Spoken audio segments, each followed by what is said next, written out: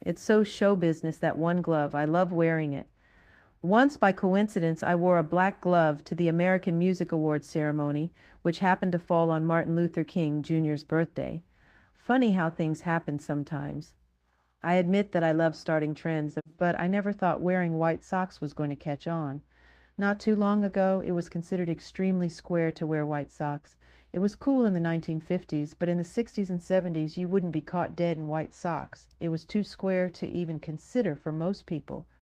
But I never stopped wearing them, ever. My brothers would call me a dip, but I didn't care. My brother Jermaine would get upset and call my mother, "Mother, Michael's wearing his white socks again. Can't you do something? Talk to him," he would complain bitterly. They'd all tell me I was a goofball, but I still wore my white socks, and now it's cool again. Those white socks must have caught on just to spite Jermaine. I get tickled when I think about it.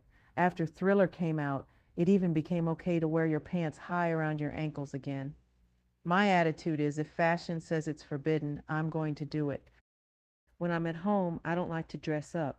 I wear anything that's handy. I used to spend days in my pajamas. I like flannel shirts, old sweaters and slacks, simple clothes.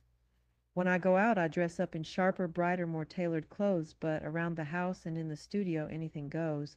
I don't wear much jewelry, usually none, because it gets in my way. Occasionally people give me gifts of jewelry and I treasure them for the sentiment, but usually I just put them away somewhere. Some of it has been stolen. Jackie Gleason gave me a beautiful ring and he took it off his finger and gave it to me. It was stolen and I miss it, but it doesn't really bother me because the gesture meant more than anything else, and that can't be taken from me. The ring was just a material thing. What really makes me happy, what I love, is performing and creating. I really don't care about all the material trappings. I love to put my soul into something and have people accept it and like it. That's a wonderful feeling. I appreciate art for that reason. I'm a great admirer of Michelangelo and of how he poured his soul into his work. He knew in his heart that one day he would die, but that the work he did would live on. You can tell he painted the ceiling of the Sistine Chapel with all his soul. At one point he even destroyed it and did it over because he wanted it to be perfect. He said, "If the wine is sour, pour it out." I can look at a painting and lose myself. It pulls you in, all the pathos and drama. It communicates with you. You can sense what the artist was feeling. I feel the same way about photography. A poignant or strong photograph can speak volumes. As I said earlier, there were many changes in my life in the aftermath of Motown 25. We were told that 47 million people watched that show, and apparently many of them went out and bought Thriller. By the fall of 1983, the album had sold 8 million copies, eclipsing by far CBS's expectations for the successor to Off the Wall. At that point, Frank DeLeo said he'd like to see us produce another video or short film. It was clear to us that the next single and video should be Thriller, a long track that had plenty of material for a brilliant director to play with. As soon as the decision was made, I knew who I wanted to have direct it. The year before, I had seen a horror film called An American Werewolf in London, and I knew that the man who made it, John Landis, would be perfect for Thriller, since our concept for the video featured the same kind of transformations that happened to his character. So we contacted John Landis and asked him to direct. He agreed and submitted his budget, and we went to work. The technical details of this film were so awesome that I soon got a call from John Branca, my attorney and one of my closest and most valued advisors. John had been working with me ever since the off-the-wall days. In fact, he even helped me out by donning many hats and functioning in several capacities when I had no manager after Thriller was released. He's one of those extremely talented, capable men who can do anything. Anyway, John was in a panic because it had become obvious to him that the original budget for the Thriller video was going to double. I was paying for this project myself, so the money for the budget overruns was coming out of my pocket. But at this point, John came up with a great idea. He suggested we make a separate video, financed by somebody else, about the making of the Thriller video. It seemed odd that no one had ever done this before. We felt sure it would be an interesting documentary, and at the same time it would help pay for our doubled project. It didn't take John long to put this deal together. He got MTV and the Showtime cable network to put up the cash, and Vestron released the video after Thriller aired. The success of the making of Thriller was a bit of a shock to all of us. In its cassette form, it sold about 1 million copies by itself. Even now, it holds the record as the best-selling music video of all time. The Thriller film was ready in late 1983. We released it in February and it made its debut on MTV. Epic released Thriller as a single and sales of the album went crazy. According to statistics, the Thriller film and the release of the single resulted in 14 million additional album and tape sales within a 6-month period. At one point in 1984, we were selling 1 million records a week.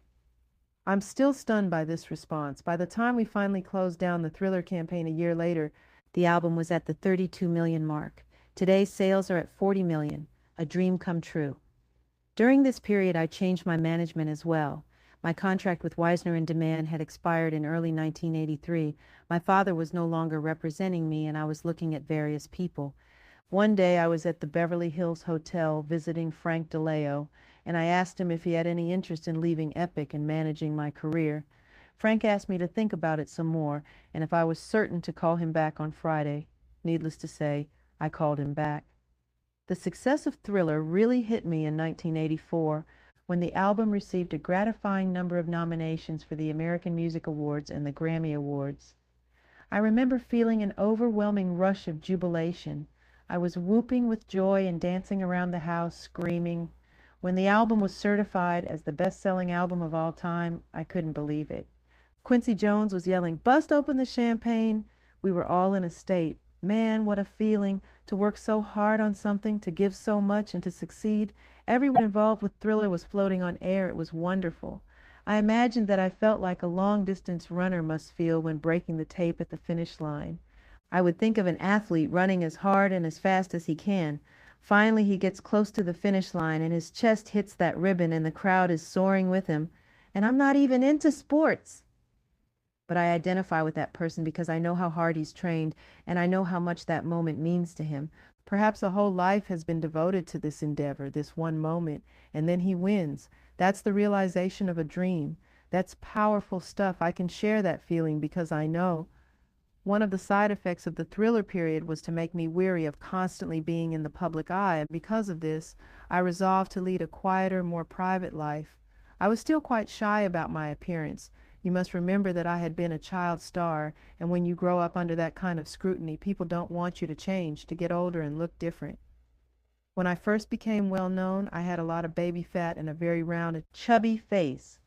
That roundness stayed with me until several years ago when I changed my diet and stopped eating beef, chicken, pork, and fish, as well as certain fattening foods. I just wanted to look better, live better, and be healthier. Gradually, as I lost weight, my face took on its present shape, and the press started accusing me of surgically altering my appearance beyond the nose job I freely admitted I had, like many performers and film stars. They would take an old picture from adolescence of high school and compare it to a current photograph. In the old picture, my face would be round and pudgy. I'd have an afro, and the picture would be badly lit.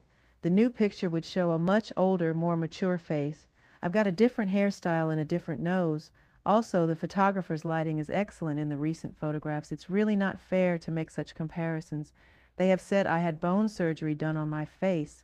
It seems strange to me that people would jump to that conclusion, and I thought it was very unfair. Judy Garland and Jean Harlow and many others have had their noses done. My problem is that as a child star, people got used to seeing me look one way.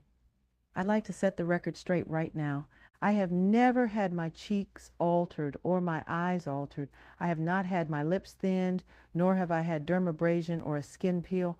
All of these charges are ridiculous. If they were true, I would say so, but they aren't. I have had my nose altered twice, and I recently added a cleft to my chin, but that is it. Period. I don't care what anyone else says. It's my face, and I know. I'm a vegetarian now, and I'm so much thinner. I've been on a strict diet for years. I feel better than I ever have, healthier and more energetic. I don't understand why the press is so interested in speculating about my appearance anyway. What does my face have to do with my music or my dancing? The other day, a man asked me if I was happy, and I answered, I don't think I'm ever totally happy. I'm one of the hardest people to satisfy, but at the same time, I'm aware of how much I have to be thankful for, and I am truly appreciative that I have my health and the love of my family and friends. I'm also easily embarrassed. The night I won 8 American Music Awards, I accepted them wearing my shades on the network broadcasts. Katharine Hepburn called me up and congratulated me. but she gave me a hard time because of the sunglasses. Your fans want to see your eyes, she scolded me. You're cheating them. The following month, February 1984, at the Grammy show, Thriller had walked off with 7 Grammy Awards and looked like it was going to win his 8th. All evening I had been going up to the podium and collecting awards with my sunglasses on. Finally, when Thriller won for Best Album, I went up to accept it, took off my glasses, and stared into the camera. "Katharine Hepburn," I said, "this is for you. I knew she was watching, and she was. You have to have some fun."